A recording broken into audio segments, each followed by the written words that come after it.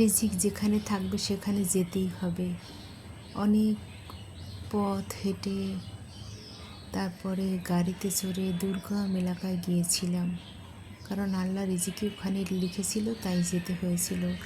ইচ্ছার বিরুদ্ধে মনে অনেক ব্যথা যন্ত্রণা নিয়ে, এক বুক ব্যথা নিয়ে যেতে হলো সেই কুখ্যাত গ্রামে।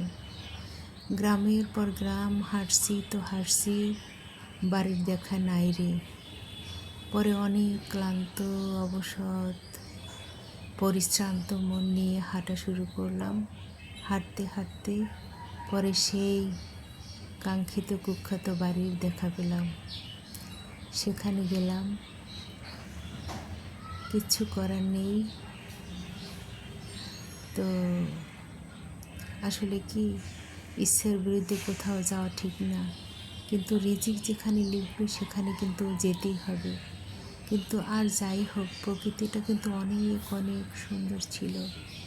সবাই ভালো থাকবেন, নিজের প্রতি যত্ন নেবেন, অনেক ভালো থাকবেন।